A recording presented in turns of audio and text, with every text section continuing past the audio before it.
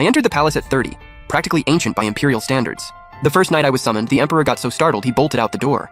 So I figured, forget competing for his favor. I just kick back and enjoy life. Early retirement, basically. But the emperor wasn't having it. He cornered me against the wall, eyes red.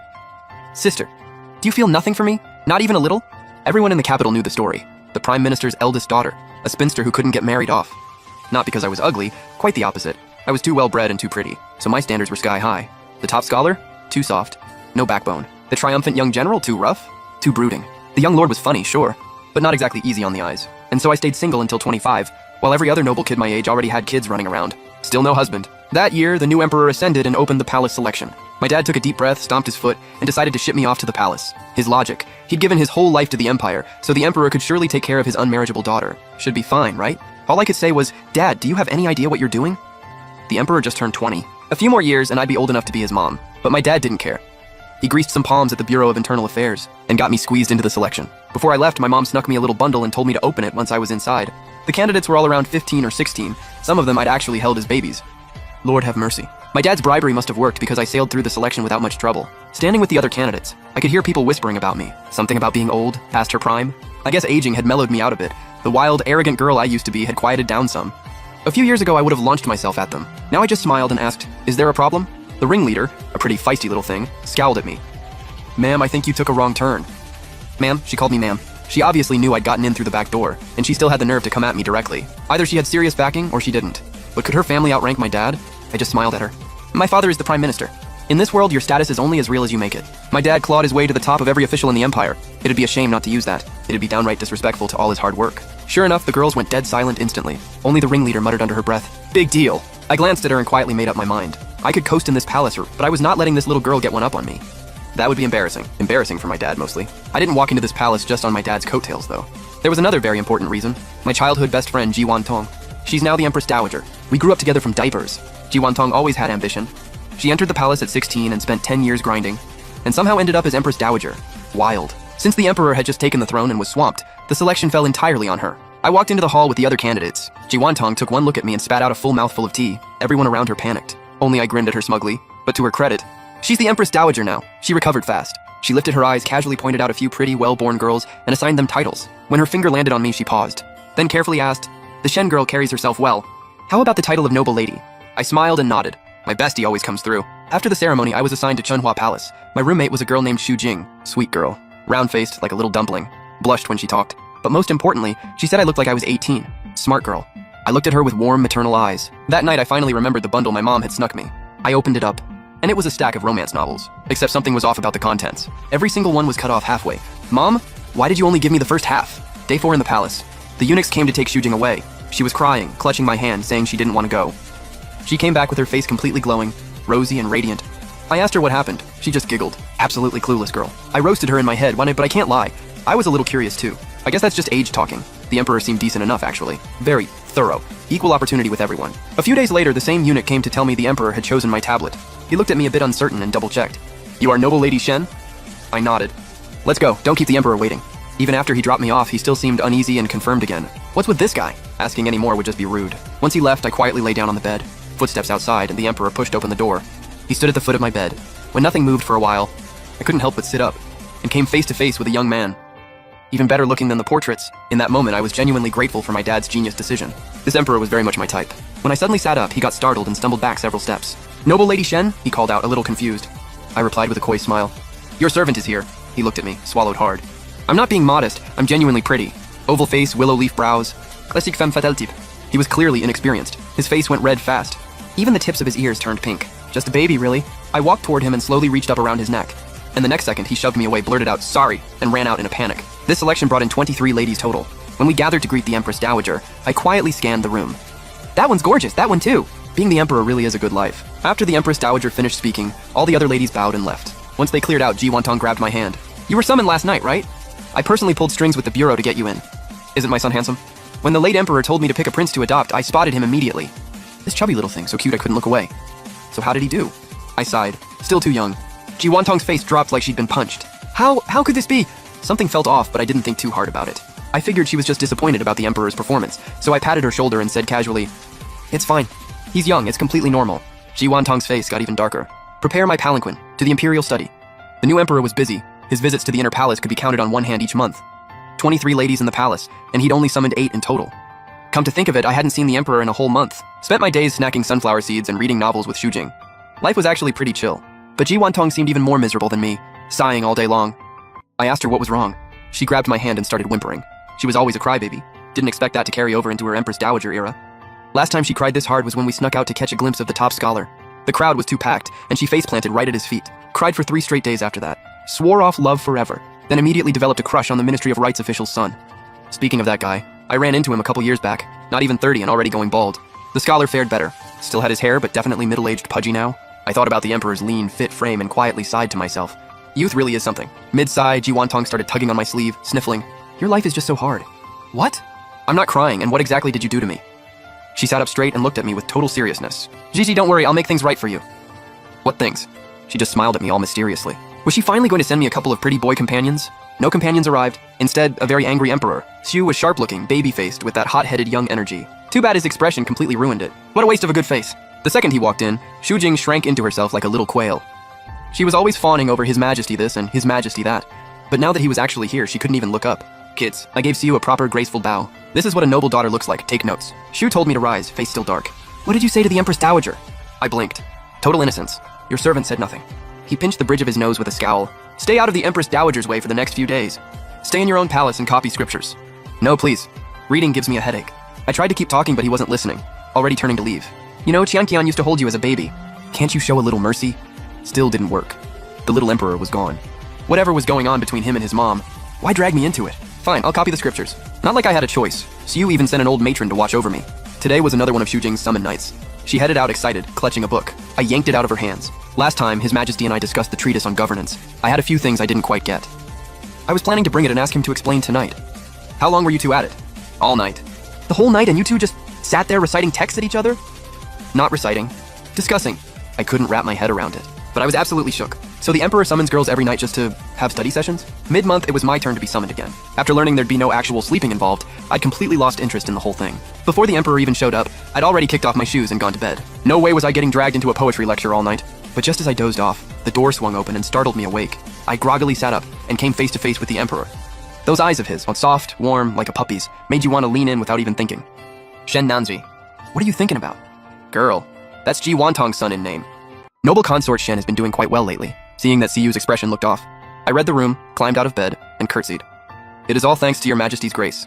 Is that so? Because I haven't been faring well at all lately. I very much wanted to ask what that had to do with me, but given the situation, keeping my mouth shut was the wiser move. I hear that last time the performance left noble consort Shen rather unsatisfied. Perhaps tonight we shall give noble consort what she wishes, so the palace gossips have nothing left to whisper about. What is your Majesty saying? You are vigorous as a dragon, soaring with the might of a... The Emperor listened, and as he did, his face slowly turned red. Genuinely, visibly red, and in a way that wasn't normal.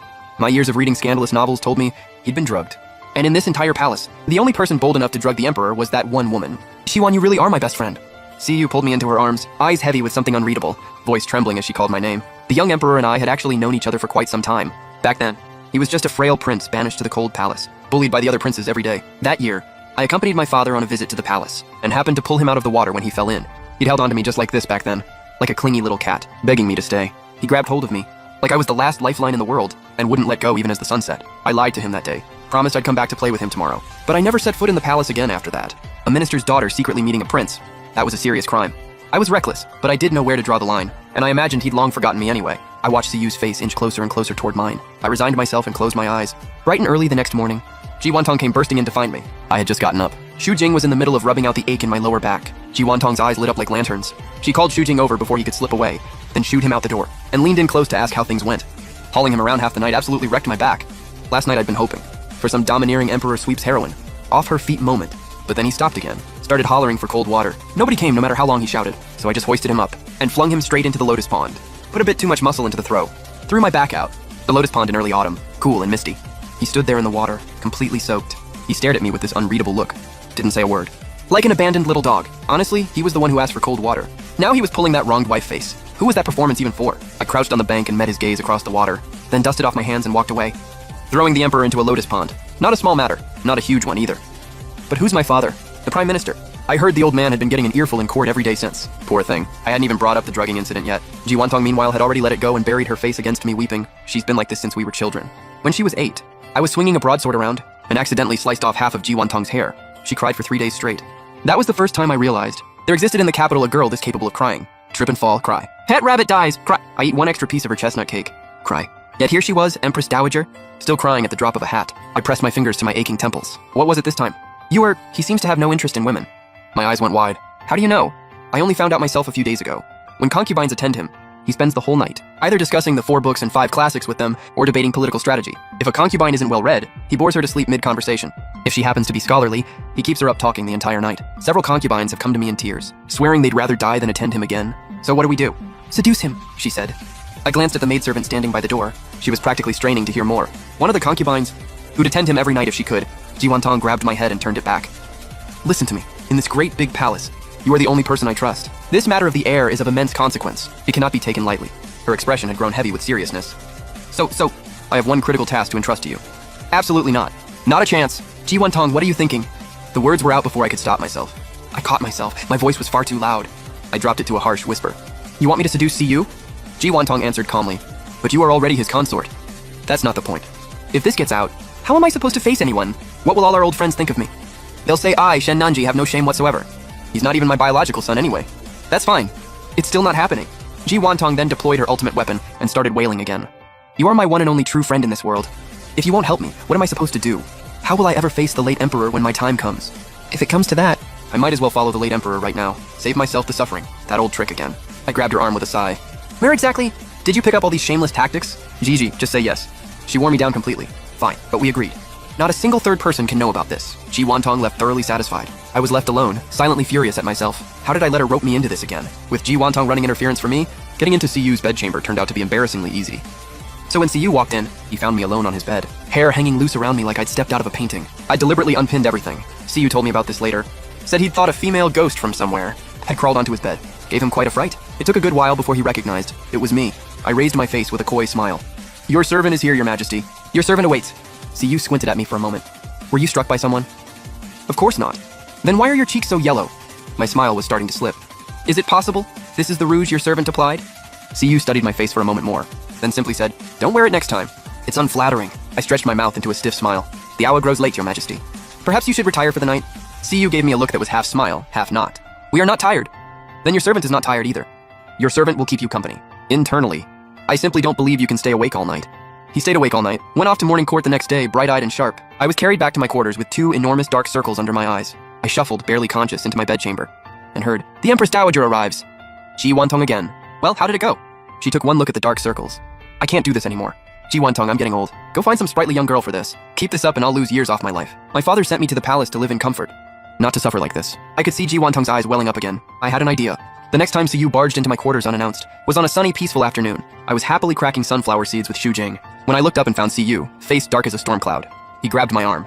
I looked desperately to Shu Jing for help. That spineless traitor turned and fled. Noble consort Shen, you really are something. All these days, a turtle broth, soft-shell turtle soup. Your Majesty, a turtle and a soft-shell turtle are the same animal. Don't change the subject. I snapped my mouth shut. Shen Lanzi, what is the meaning of sending all those tonics? Your Majesty has seemed weary of late. Your servant thought some fortifying tonics would do good and hasten the blessing of an imperial heir. Siyu let out a furious laugh. You dare mock us? Your servant said no such thing. Siyu stepped in close, tilted my chin up with his hand. I turned my face away stubbornly. Noble consort Shen seems to have lost her earlier boldness. He was still clearly a young man, and yet somehow he made my face burn. I supposed I'd simply been in the palace too long. Men were a scarce sight. Something as small as this could set my heart racing. Truly incurable. What do you think you're doing? Siyu let out a cold laugh. The next second I felt weightless. I'd been lifted clean off the ground. I panicked, and in my panic started blurting whatever came to mind. Your Majesty, your servant remembers first seeing you as a tiny little thing. Hard to believe how much you've grown. Do you remember? That spring day when the light was beautiful, and you peed on the rabbit. Shen Nanji. I shut up immediately. Siyu laughed through gritted teeth. You really are something. I quietly exhaled, yet my chest felt oddly tight. After that incident, someone in the palace turned up pregnant. Xie Yin was with child. When Ji Wantong heard, she shook her head with a wry smile. I never imagined you heir would favor that sort of girl. Grand Tutor Z's legitimate daughter, gentle, virtuous, accomplished. She seemed to think of something more, looked at me, and didn't finish. Grand Tutor C's daughter, I glimpsed her once from a distance, soft and delicate like a little white flower, the kind that looked like it might shatter in the wind. A genuinely lovely girl. I hadn't expected Siyu to come looking for me after that. Shen Nanji, I scrambled to my feet. From that day on, we haven't seen each other again. Siyu still had that youthful face. Only now there was a shadow behind his eyes that hadn't been there before. He came in and held me tightly. Sinanji. Nothing. It's nothing. Siyu paused. He let go of me and stood quietly in front of me, looking like he might fall apart. After a long moment, he finally said, voice quiet. So you don't care at all? He turned and walked away, leaving me completely bewildered, and with my chest, feeling like someone had given it a quiet, careless squeeze, an ache I couldn't shake. I needed to see a physician, except I never got the chance. Trouble came first. When Zilan Yin showed up, her belly was already showing. She was her usual soft, fragile-looking self. If she hadn't deliberately grabbed my hand and shoved herself toward me, then dramatically flung herself into the water, I might truly have believed. She was a pure, spotless thing. Sadly, Zilan Yin lost the child. The old nanny she'd brought slapped me several times. I hit back. But that old woman was terrifyingly strong. I should have listened to my father. Shouldn't have slacked off during horse stance drills as a child. I had never been treated this badly in my entire life. It was precisely then that Ji Wantong came barging in. When she saw the red marks on my face, her eyes were practically spitting fire. I had never seen Ji Wantong like that before. With me, she'd always been gentle and a little childish. I watched as Ji Wantong stormed straight into Zilan Yin's chambers. Zilan Yin was sitting there dabbing her eyes with her sleeve, and Ji Wantong slapped her directly across the face, ordering a nanny to beat a palace consort. Who gave you the audacity? Everyone was stunned. Noble consort C, do you have any respect for me, the Empress Dowager? This servant did not. The nanny only acted out of grief for my lost child. My poor innocent child. My poor suffering child. Ye Lanyin started weeping again. Ji Wantong wasn't having any of it. I'll ask you one last time. How exactly did you lose this child? Noble consort Shen, she pushed me. You dare lie straight to my face? Do you truly think everything you've done is without a trace? Someone, drag this brazen creature away and throw her in the cold palace. Xie Lanyin's face went pale. This servant is wronged. Her cries fell on deaf ears. Two stout nannies came in and seized her. This isn't right. You ancient dynasty people shouldn't work this way. The dramas never show it like this. She'd barely gotten those words out before a nanny stuffed something in her mouth and hauled her away. Once we were back in Ji Wantong's courtyard, she finally let herself go. You useless thing. Letting yourself get played like that. The Z family is no small name. Grand tutor size connections are everywhere. If they kick up a fuss, it'll keep us busy for a while. Well, let that boy suffer a bit too. Ji Wantong was calling the emperor that boy, without a shred of formality. So, you actually have no proof that Xi Lanyin framed me. In that little time, where would I find proof? I was bluffing. Maybe she'll lose her nerve and confess on her own. But what if I really did push her out of jealousy? What if it really was me? Then so what? Even if you'd beaten Xi Lanyin to a pulp today, it would still be her fault. We grew up together. What kind of person you are?